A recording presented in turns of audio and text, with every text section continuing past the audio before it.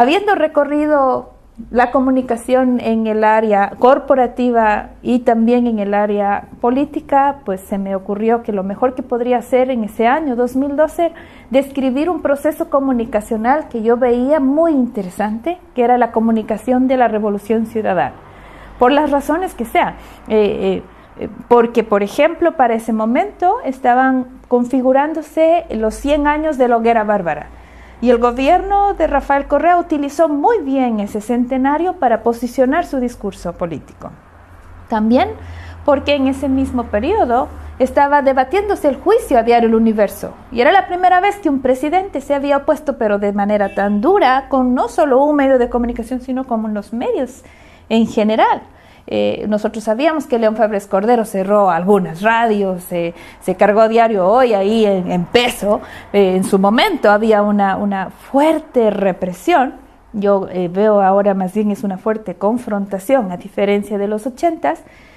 Sin embargo, lo que llamaba la atención es que logró este presidente seguir manteniendo su alta popularidad a pesar de esa fuerte confrontación. Los medios se vieron en cierto modo en jaque, porque por lo general lo que ellos decían, la agenda que ellos establecían, era la agenda que al final del día definía la opinión pública. Entonces, todos estos elementos configuraron un caldo de cultivo interesante para, en mi caso, comenzar a mirar a profundidad este modelo de comunicación, que es lo que yo he planteado. La ciencia política dice que gobiernos como el de Rafael Correa, como el de Chávez en Venezuela, el mismo Evo Morales en algunas características específicas en Bolivia, no se diga de los Kirchner en Argentina, la ciencia política los llama a estos gobiernos populistas. Ahora, cuando uno habla de populismo en Europa, sobre todo, se asusta bastante, porque es una palabra muy cargada de negatividad, muy peyorativa, ¿no? ¿Por qué? Porque también las pruebas que se tienen no son del todo buenas, ¿no? Le preguntábamos con mi esposo al guía de esta mañana, ¿y cuál es el partido político que gobierna aquí? Me marco de mi ignorancia, dice, y yo le preguntaba, ¿es de derecha, de izquierda? Nunca se me ocurrió así como revisar datos políticos de República Checa, y él me dijo, ojalá lo supiera. ¿Cómo así? Porque no lo sé, este señor dice una cosa y luego hace otra cosa, y no parece nada. Entonces me describió mucho al populismo, que algunos de los libros, sobre todo que describen el populismo europeo, manifiestan, ¿no? Y a uno le dicen, por ejemplo, que Abdalá Bucaram en Ecuador es un gobernante populista, ¿no? Y también Rafael Correa es gobernante populista. Y uno se agarra de la silla y dice, cuando conoció los dos diferentes gobiernos, dice, no son tan parecidos, ¿no? Hay ciertas diferencias. El uno duró 6 meses, el otro 10 años. El uno es famoso por todo su histrionismo, ¿no es cierto? Estoy hablando de Bucaram. Mientras que el otro tiene, sí, sus famas fuertes, su confrontación fuerte, hoy en día inclusive el proceso de corrupción que se comienza a destapar, pero también se puede hablar de todos los aciertos que también hubo durante esos 10 años de la época de Rafael Correa. Entonces, se puede hablar de una diferencia. ¿Qué es lo que hace que entonces que el uno sea populista y el otro también? Los populismos, sobre todo en Latinoamérica, tienen algunos elementos en común. Por ejemplo, una de las primeras cosas que a un populista le hace tal es trabajar a partir de una división construida por ellos. Ellos ponen una frontera política, dice Ernesto Laclau, diremos argentino, pero con nacionalidad también inglesa, murió hace no mucho. Y este investigador, sociólogo, hizo un fuerte trabajo de investigación sobre populismo sobre la base de Perón en Argentina, que es probablemente uno de los más importantes abanderados de esta forma de construcción política, como él la llama.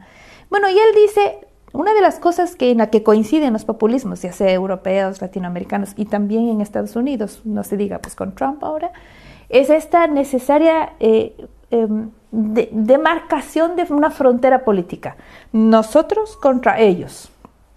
Y eso, dice Laclau, forma parte de la política en general. Siempre, por ejemplo, en campaña, cualquier campaña política es un nosotros contra ellos. La diferencia es que en el caso de los populismos, ese discurso y ese proceso de construcción es una constante. Entonces, cuando Bucaram peleaba contra la oligarquía, ¿no? Y nosotros, mis pobres, los pobres de mi pueblo, pues lo mismo lo hace Rafael Correa cuando hablaba de la partidocracia, ¿no? Y lo mismo hacía Chávez y así todos los otros nombres que mencionamos, ¿no? Ahora, otra característica del populismo en ciertos casos estudiados es el clientelismo, ¿no? Es esta forma de distribución económica, inclusive en algunos casos acusada de una distribución irresponsable. Entonces algunos dicen, Rafael Correa da el bono de desarrollo humano, que le llamamos ahora, o el bono de la pobreza, que le decían en algún minuto. Pero resulta que quien instauró el bono fue Yamil Maguad, en el tiempo de un gobierno conservador como el de la democracia popular. Entonces, este tipo de desmanes, si se puede decir así, económicos, suceden en gobiernos de toda índole ideológica, ¿no? Entonces, de allí hay algunos investigadores que se oponen a poner como una característica del populismo el desorden económico, sobre todo cuando han llegado gobernantes que más bien han logrado de alguna manera administrar esa economía, ¿no? Difícil obviamente, pero no se nota tanta pobreza como sí se ha notado en otros años en el mismo Ecuador, ¿no?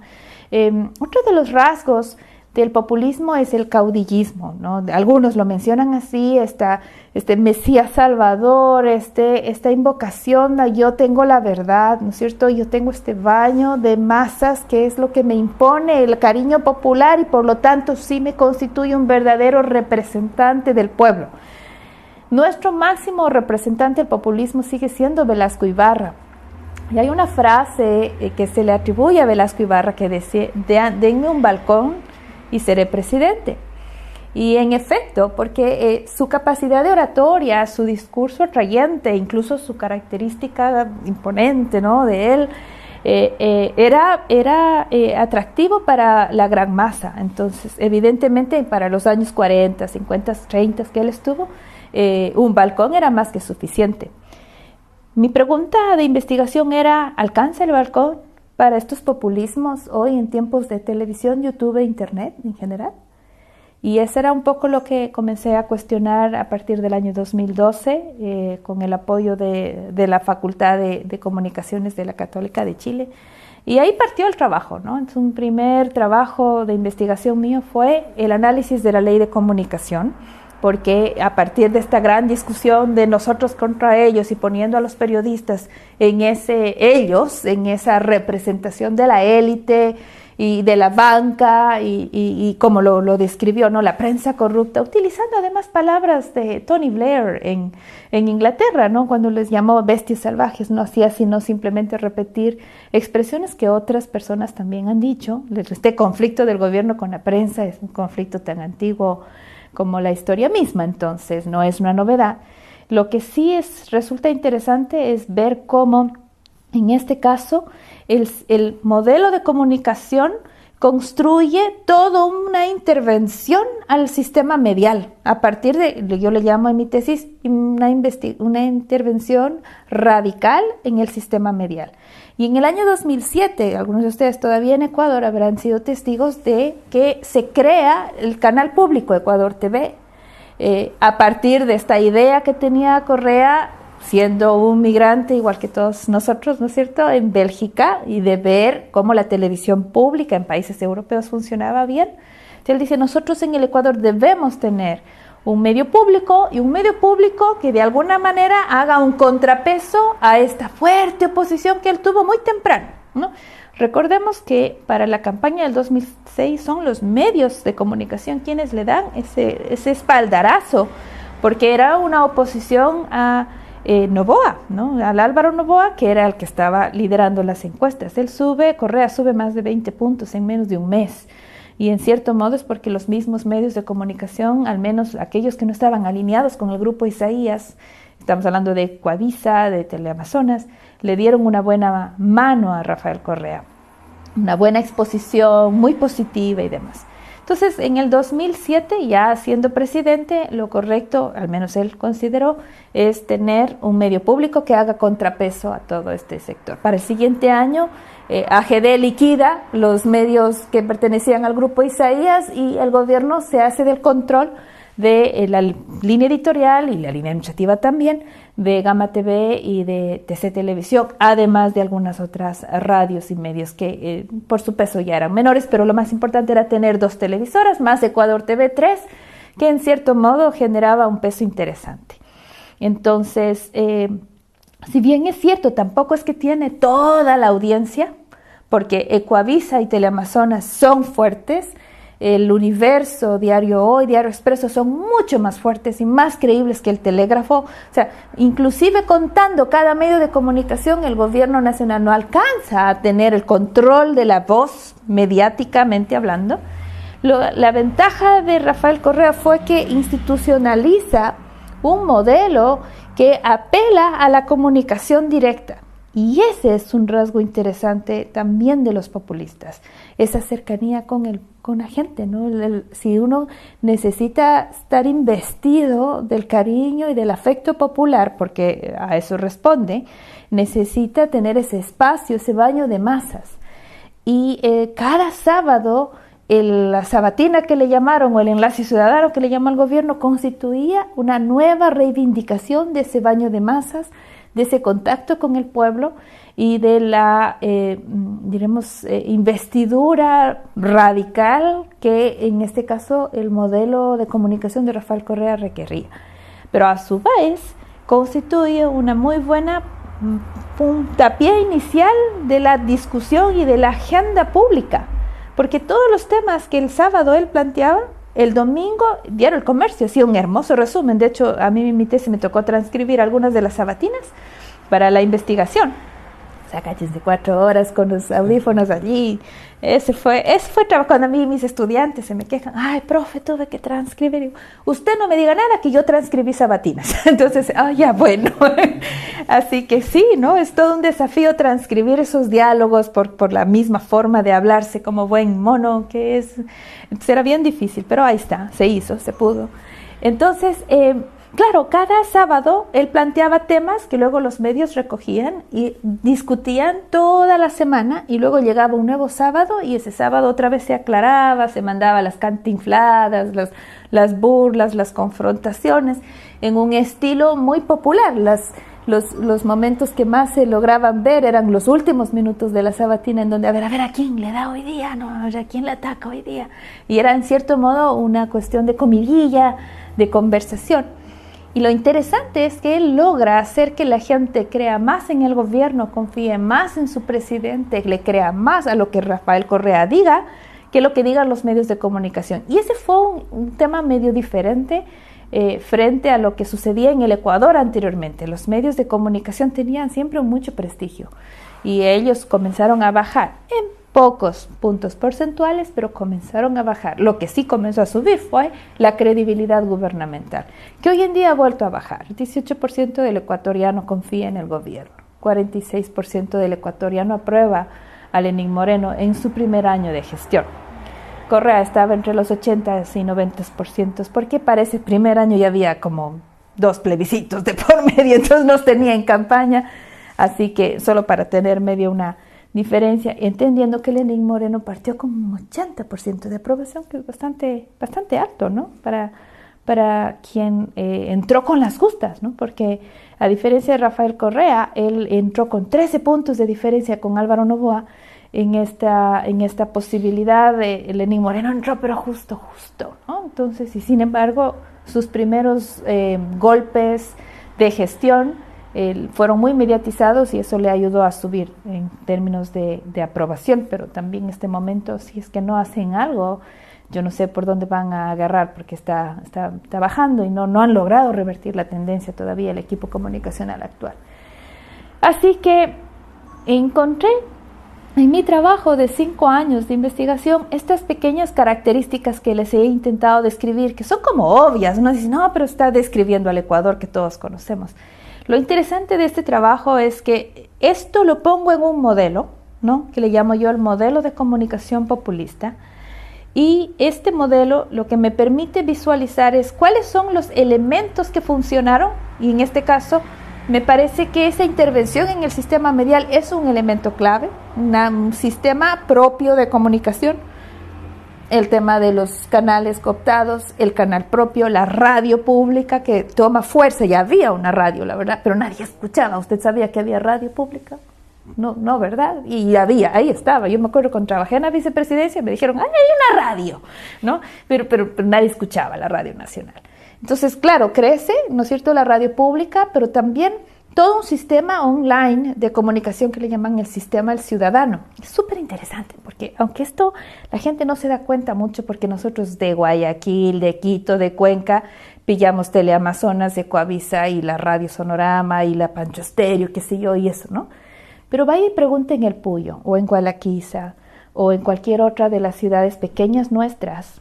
Ellos escuchan mucho Oromar, en el norte de nuestra costa, por ejemplo. Está también Manavisión, me parece, en Manabí. En Gualaceo, Sol TV, Chabelo TV, en Yunguilla. Y esos pequeños canales que nosotros no habíamos escuchado son muy escuchados también en estos pequeños pueblos, así como periódicos más pequeños de circulación semanal. El gobierno se dio cuenta de eso. Y como no le paraba bola ni Teleamazonas ni Ecoavisa, lo que hizo el gobierno fue plantear una estrategia en el que toda esta televisión pequeña podía acceder a toda la producción ecuatoriana, gratis. Imagínense para un dueño de un canal de estos, que le cuesta un montón producir, imposible, pero puede acceder de manera gratuita a un contenido de buen nivel. Por ejemplo, este programa Expresarte se llamaba, muy bueno, y todo lo de Educa TV, por ejemplo, que fue una gran movida a nivel comunicacional, estaba de acceso gratuito para estos canales pequeños. Entonces este sistema, que le llamaban el sistema del ciudadano, logró difundir toda esa cantidad de información a estos pequeños medios de comunicación. Otra de las cosas interesantes es que a los viajes presidenciales, que no fueron pocos, esta gente estaba invitada. Entonces imagínese el dueño de Chabelo TV, Sol TV, la radio La Voz del Chaguarurco, da lo mismo, o sea, tenía ese acceso, nunca en la vida se había dado, jamás. El presidente se iba a propósito de las sabatinas, ¿no es cierto?, de los enlaces ciudadanos, los hacía en diferentes ciudades del mundo. A Gualaquiza, o sea, mi pueblito que tiene, no sé, 15,000 habitantes, ¿cuántos tendrá? Se fue 2 veces durante los 10 años, ¿no? E hizo sus sabatinas y su cuestión. El periodista de Radio Gualaquiza tenía el privilegio de entrevistarle al presidente. ¿Cuándo en la vida se iba a volver a dar eso? Nunca. Y él tenía, porque se le daba prioridad al periodista local. Entonces el Correa se sentaba con los medios. A diferencia de la Cristina Kirchner, por ejemplo, que no hablaba ningún medio de comunicación. Correa sí lo hacía, pero con estos pequeñitos. O sea, no se iba a sentar con Tania Tinoco, nunca. Lo hizo una vez, se arrepintió y no volvió más. Pero con estos otros periodistas pequeñitos, sí, y a su vez tenían periodistas o académicos, personajes de diferente, background, ¿no es cierto?, para poder entrevistar al presidente. Entonces esa cercanía, ese modelo funcionaba muy bien. Entonces, todo un sistema medial, ya sea propio, fundado por la Revolución Ciudadana, o controlado, o de alguna manera adormecido por estas otras formas de relación, constituyó su forma de difundir la tesis gubernamental. Por el otro lado, configurado como un sistema externo, estaba lo de los medios identificados como de oposición. Ahí estaba El Universo, ahí estaba Ecoavisa, ahí estaba Teleamazonas. Él no le convenía, de acuerdo a este modelo, llevarse bien con esos medios, porque tú no te llevas bien con el enemigo. El momento que tú te llevas bien con el enemigo, traicionaste la causa. Entonces era imposible que el gobierno en algún minuto llegue a reconciliarse con El Universo. No le convenía. Le daba réditos la pelea. Y esa es una configuración estratégica de comunicación y de política, y de gestión política a su vez. Y ahí estaba evidentemente todo este otro segmento identificado como de oposición. Y en la base del modelo está la comunicación directa. Y ahí hay varios canales, ¿no? Uno de ellos, por ejemplo, es obviamente La Sabatina. Yo sé que La Sabatina era transmitida a los medios de comunicación. Tú no dices, ¿y cómo es eso directo? Bueno, porque en La Sabatina lo que hacía, a la misma manera que lo hacía Chávez, es llegar y hablarle directamente a la gente y decirle a ese auditorio que estaba allí en su delante, esto está pasando. Lo que hacía es que eso se transmitía, pero no se transmitía la mediación, sino se transmitía la conversación directa. Correa, por los estudios que he podido referir, ha sido uno de los presidentes que más conversación ha generado en Twitter. Él era de los que lograba, si fuera el caso, responderle a usted. Así como si usted le tuiteaba algo de interés, obviamente, por si le dice, ándate. No, o sea, eso no le iba a tuitear, tal vez le iba a bloquear. Pero sí, pero respondía así como, sí, mira la cantinflada del día, tal vez, o mándalo a Yachay, qué sé yo, ¿no es cierto?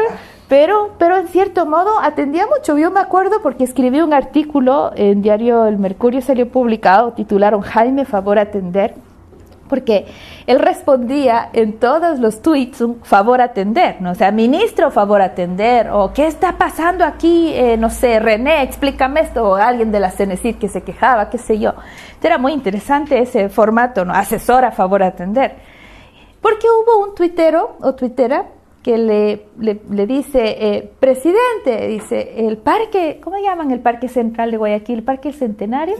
El Parque del Centenario está... Presidente, el Parque del Centenario está en una situación deplorable, la inseguridad es importante, qué sé yo, y se quejaba de su Parque Centenario, y el Correa le responde y dice, Jaime, favor atender, hablando de Jaime Nebot, el alcalde de Guayaquil, porque obviamente la ciudadana se quejaba de algo que no competía al gobierno.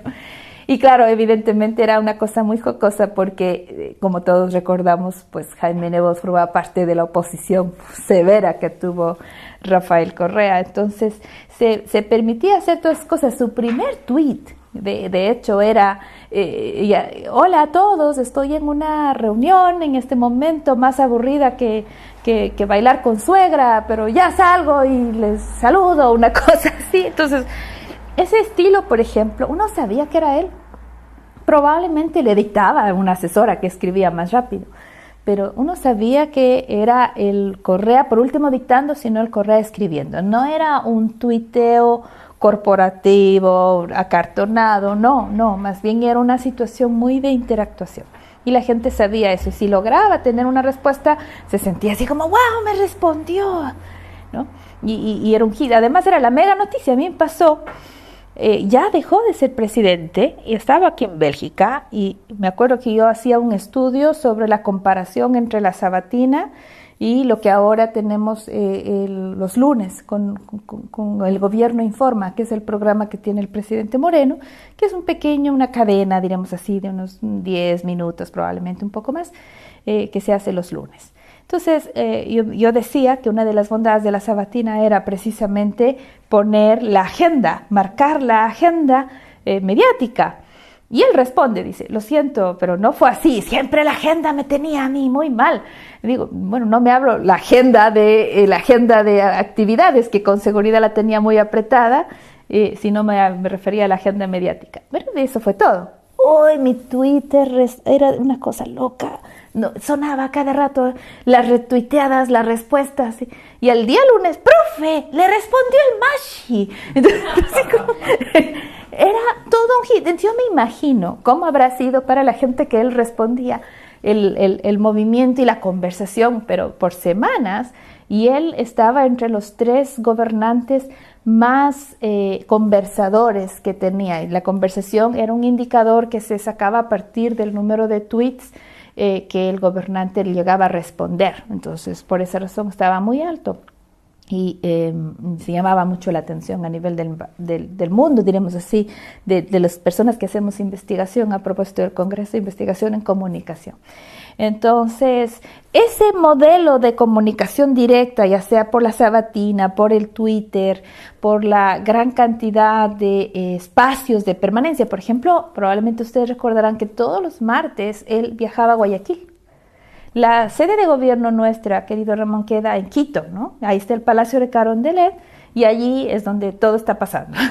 Pero la parte comercial está en la costa y principalmente en Guayaquil. Entonces todos los martes él iba a Guayaquil. De hecho, logró habilitar un espacio como para gestión gubernamental y generó inclusive una especie de secretaría del litoral, me acuerdo. Luego se cerró, pero un poco la idea era poder medio tener 2 casas o 2 polos de trabajo. Entonces, todos los martes él iba a Guayaquil y sesionaba desde allí, atendía a la gente y miró mucho Guayaquil por ese lado. De hecho, creció y hubo obra pública importante en Guayaquil a partir de esas frecuentes visitas.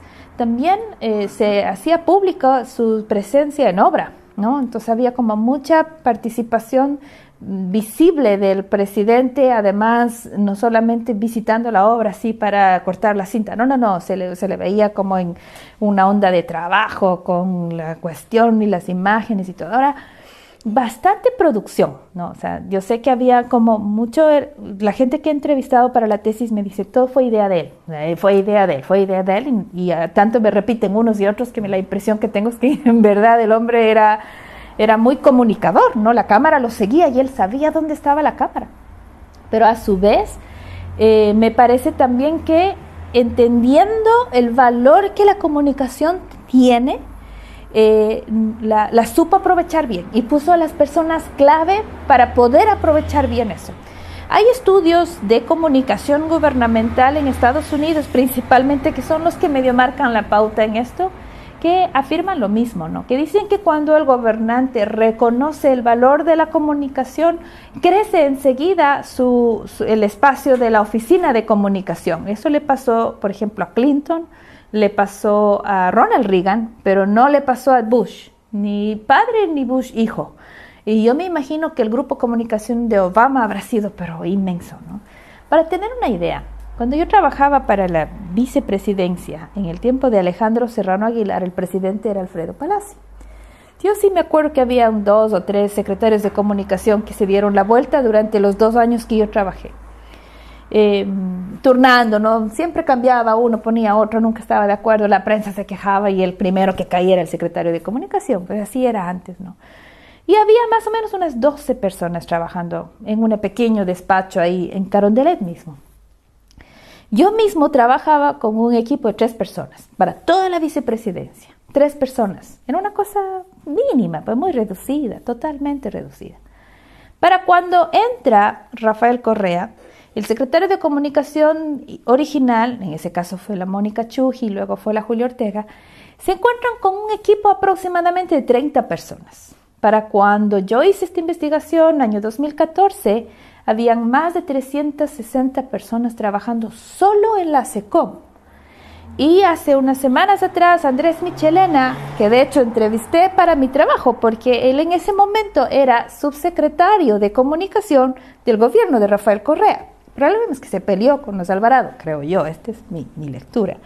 En fin, la cosa es que este rato él evidentemente ya tiene otra postura y otra situación. Pero en ese momento él estuvo allí, estuvo involucrado muy de cerca, y ahora en parte del discurso que él da es que él dice que a nivel gubernamental hay más de 1.500 personas en el área de comunicación en todo lo que implica instituciones públicas. Me explico un poco más. A nivel de ministerios, secretarías, gobernaciones y otras instituciones públicas, la oficina de comunicación ha crecido mucho, ¿no? En algún momento apoyé en la gobernación de Cuenca y no había más que una persona que medio recortaba las noticias, así, ¿no? Y era una secretaria que hacía las veces de comunicación. Para cuando estuve haciendo la investigación, tenían un equipo de al menos 4 personas en la gobernación de Cuenca. Algunos de mis alumnos están trabajando en los diferentes ministerios. Estoy hablando de Cuenca, serían, ¿qué sería? ¿Cómo se llaman? Coordinador del MIES, así creo que son sus cargos, como decir un viceministerio o subsecretarías, porque no estamos hablando de Quito, estamos hablando de Cuenca. Y esos directores de comunicación tienen 2, 3 personas de apoyo, ahí, en eso, cuando antes no había siquiera un comunicador, ¿no? Entonces, ese es un espacio de harto crecimiento a partir del boom que se le dio a la comunicación en el gobierno de la Revolución Ciudadana.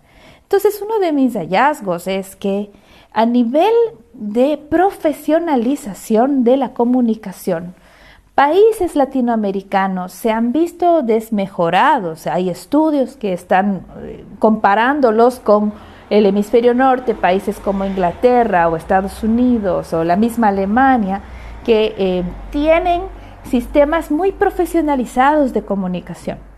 Pero lo que sucede en Latinoamérica, sobre todo en los gobiernos populistas, me parece a mí, yo al menos puedo dar fe por el caso ecuatoriano, lo que ha sucedido más bien en esos años es que el grupo de comunicación ha crecido, tanto en calidad como en cantidad. Porque hablar de 30 a 300 es un dato, pero saber que esos 300 tienen formación en ciencias políticas, en marketing, en todo el tema multimedia, todo el tema web, producción audiovisual, etcétera, entonces genera evidentemente un énfasis muy profesionalista, muy estratégico de la comunicación.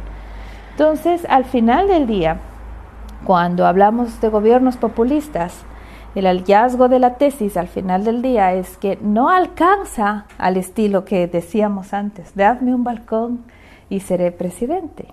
Hoy en día ese balcón está configurado por todo un arsenal, cuando digo arsenal me refiero en el sentido metafórico, de personas, de herramientas que constituyen una estrategia importante de comunicación gubernamental, que yo le llamo a eso sí, comunicación populista. Muy buena pregunta. ¿Quién fue el aliado de Correa? Si es que recordamos cómo en el caso de Eloy Alfaro las cosas se dieron. Yo creo que la comparación de Rafael Correa con Eloy Alfaro tiene ciertos momentos, ¿no? Porque, por ejemplo, los historiadores se indignan con la comparación. ¿Por qué? Porque ellos dicen, a ver, perdón, Eloy Alfaro fue... además un conservador hasta cierto punto, ¿no? Liberal conservador, liberal derechista por último, si se quiere, no sé, bueno, tienen todo tipo de críticas. Y no lo que Rafael Correa es con su ideología más de izquierda. Por ejemplo, dicen que Eloy Alfaro favoreció mucho al sector mercantil, mientras que Rafael Correa les pone a veces a los empresarios en la cuerda floja. Entonces, ¿cómo puede Rafael Correa compararse con Eloy Alfaro, viendo todas las dificultades que Eloy Alfaro también presentó en su momento? La comparación con Eloy Alfaro no tiene tanto de histórico cuanto de comunicacional y estratégico, a mi criterio. Y ahí con Mario Riorda, un investigador argentino, publicamos un libro que justamente hace un énfasis sobre mitos de gobiernos en estas narrativas presidenciales a nivel de Latinoamérica. Y ese es el libro que decía, de haberlo sabido me hubiese puesto en la maleta, pero ya era muy tarde. En todo caso, una de las cosas que ahí nosotros mirábamos, y no solamente es un tema de Rafael Correa, sino que a nivel de comunicación gubernamental, un gran desafío es instalar un mito. ¿Qué implica eso? Que las personas, en este caso los presidentes, son capaces de comunicar su objetivo de gobierno más allá del día a día, más allá de hoy hice esta nueva carretera, sino concebir el gran enfoque político y comunicacional del gobierno en un elemento unificador, pero a su vez que sea un elemento que se prolongue en el tiempo y que evoque a esas ideas que en la población existen. Uno no puede construir un mito de la nada, ¿no? Por ejemplo, por eso el mito no es un eslogan, el mito tiene que evocar figuras mentales que ya están establecidas. El mito de la patria es diferente, porque usted tiene un concepto de patria, de alguna u otra manera. Y si es que recordamos a la infancia nuestra, en la canción Patria, Tierra Sagrada, era para nosotros un elemento de la sociedad, tal vez no de los más jóvenes, pero sí de los más viejitos.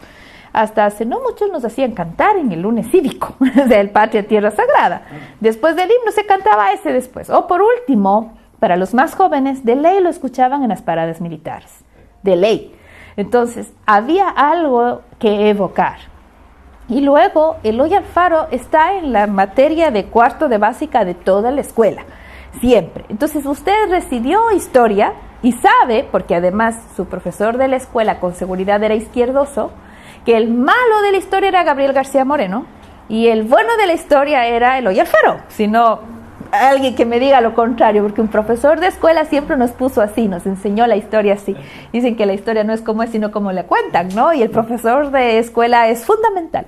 Así que bajo esas premisas, nosotros teníamos elementos de nuestra memoria colectiva que fueron evocados, como cuando uno abre un archivo y busca la carpeta, el momento en que hubo esta estrategia comunicacional a la que yo le llamo mito de gobierno, ¿no? Entonces requiere estas condiciones, no es cualquier eslogan, porque en marketing usted pone un eslogan de un producto, le pone la imagen, queda perfecto, ¿no? Ahora el nuevo eslogan es del gobierno, es de todos, ¿no? Entonces un eslogan que funcionará o no, no lo sé, y de alguna manera les está permitiendo comunicar, por último, ¿no? Y yo creo que ahora último, por el primer año, el eslogan, al menos el hashtag en Twitter es el primer año de todos, entonces en cierto modo ha generado al menos una conversación. La diferencia con la patria ya es de todos, es que permitió evocar todos estos elementos e ideas fuerza.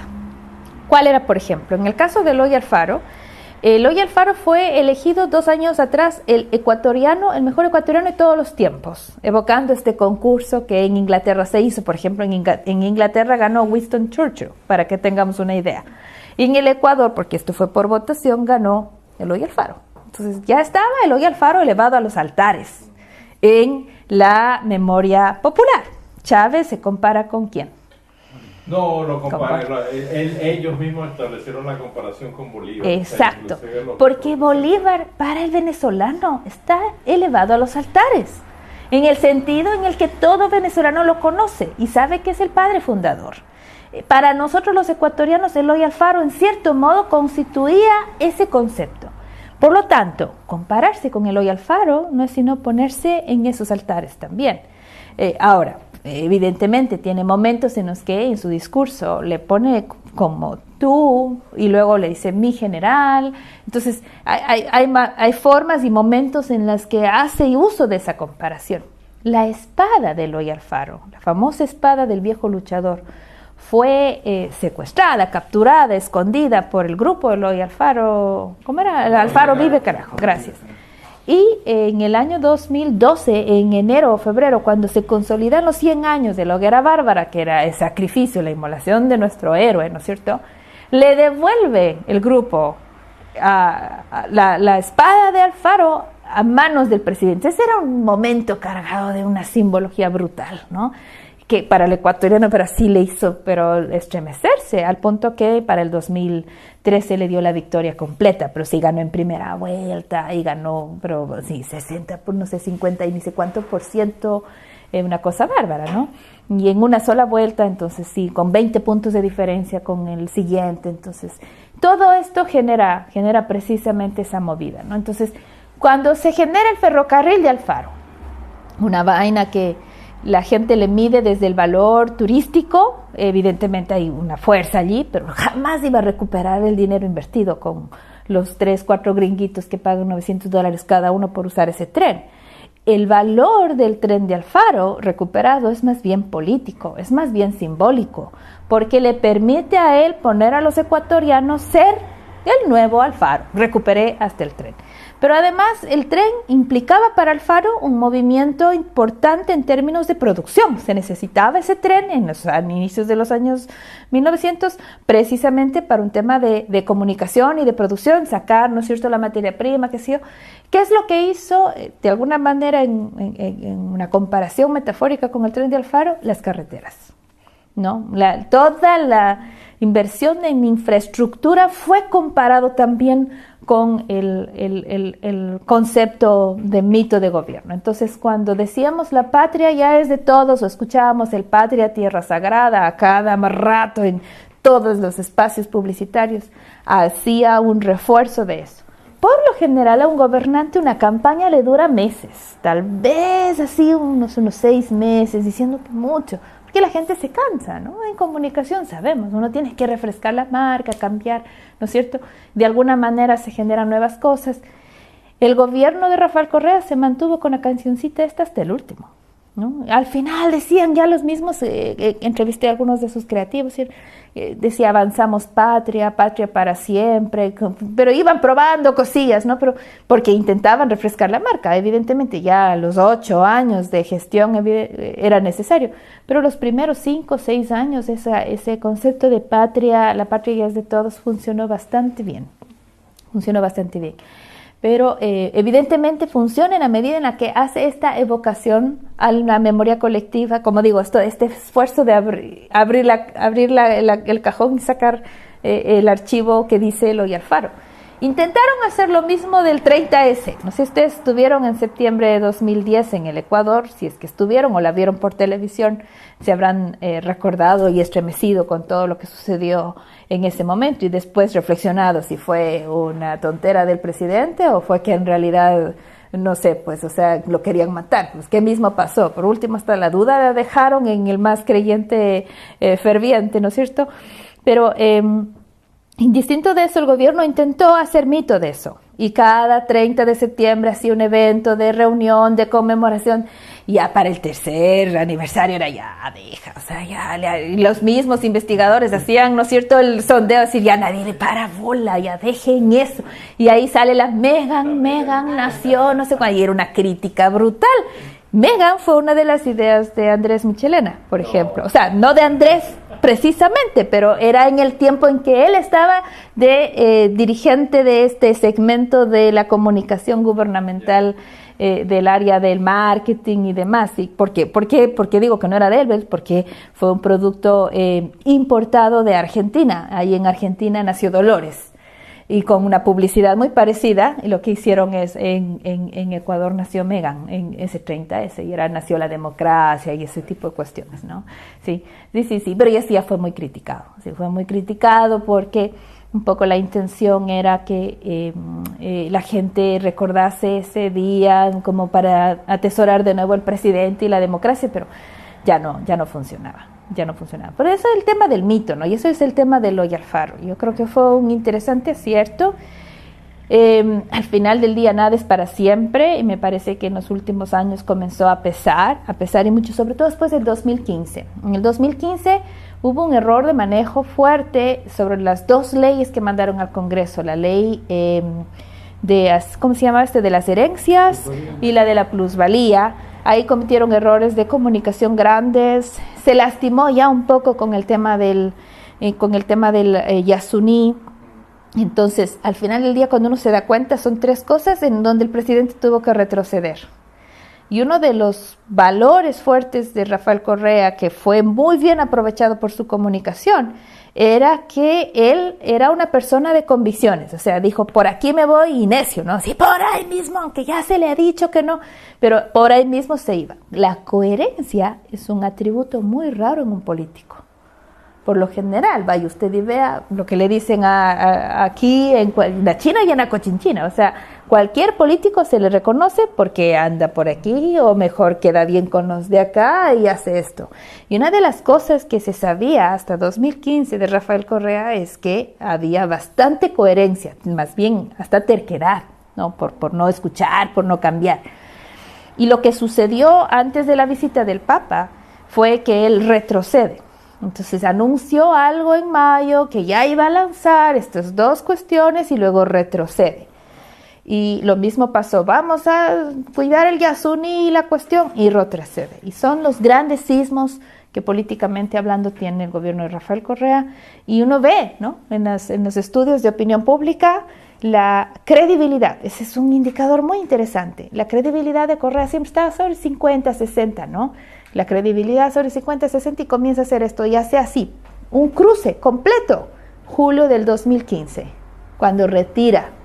Y ahí comienza la credibilidad a bajar por debajo de los 30, de los 40. Y eso era algo que no se había visto y no la pudo recuperar. La credibilidad le dejó allí. Y de alguna manera hay una correlación entre credibilidad y aprobación presidencial. Entonces, si no le crees, tampoco le apruebas. Que ese es uno de los problemas que tiene, por ejemplo, Lenín Moreno, no logran, y es bien difícil, ¿no? Porque inclusive el más acérrimo anticorreísta no le podría decir le creo a este señor, porque la campaña la hizo con un discurso y el gobierno lo hace con otro discurso. Entonces es muy claro la diferencia. Y eso un votante lo que le genera. Por eso digo, si ojalá pudiéramos salir de los esquemas de las personas y volver a los esquemas de las instituciones. Si ahora usted pregunta al ecuatoriano de a pie si cree en los partidos políticos, la credibilidad de los partidos políticos está en el 4, en el 5, en el 6%, un dígito. Es terrible. Y el 6% tiene Alianza País. Y los otros, Creo y demás, están muy abajo. Entonces, en cierto modo, cuando Alianza País, hace un año atrás, estaba entre el 30%, seguía siendo una de las fuerzas más importantes. Cuando uno ve los resultados del sí y del no de febrero pasado, el casi 30% que fue el promedio, más o menos, ¿no?, que tuvo Rafael Correa, ese es de él. Eso es de él. Esos los tiene ahí en el bolsillo. Yo soy muy reacia a que las fórmulas que han funcionado en el extranjero puedan replicarse en nuestros países, porque yo creo que ese ha sido como uno de los grandes errores que nosotros hemos tenido desde el inicio de los tiempos, colonizados como fuimos, ¿no? Qué lindo hubiese sido si hubiésemos mantenido esos valores de los que éramos, diremos, una sociedad vibrante en su momento, obviamente, y que fue totalmente alienada por la forma como nos constituimos como sociedades, ¿no? Las colonias españolas en Sudamérica. Y no deberíamos repetir. Me parece que seguimos insistiendo en eso. En nuestros países se da un sistema híbrido de comunicación. Inclusive discutíamos ayer que era muy difícil aplicar los modelos que estudian los sistemas mediales europeos y norteamericanos en Latinoamérica, porque nosotros en Latinoamérica tenemos otras formas de constituirnos, y eso era una de las cosas que ayer se insistió bastante, ¿no? Incluso que no era buena idea siquiera agarrar ese mismo sistema de medir y ponerle a ver qué pasa en el Ecuador, porque se vuelve loco el sistema de medir, así de sencillo. ¿Qué es lo que sucede en el caso ecuatoriano, el caso venezolano, Brasil, por ejemplo, que es muy estudiado como sistema medial? El problema que nosotros tenemos es que nuestras instituciones políticas son débiles. Entonces, si usted nos propone un modelo parlamentario en un sistema en donde los partidos políticos casi que no hay, imagínese en qué va a quedar, porque vamos a votar a partir de lo que los partidos políticos propongan, pero nadie le cree al partido político. Acá en Europa en general, y hay ciertos países donde hay más robustez, como Alemania, Inglaterra, los partidos políticos son de un gran peso.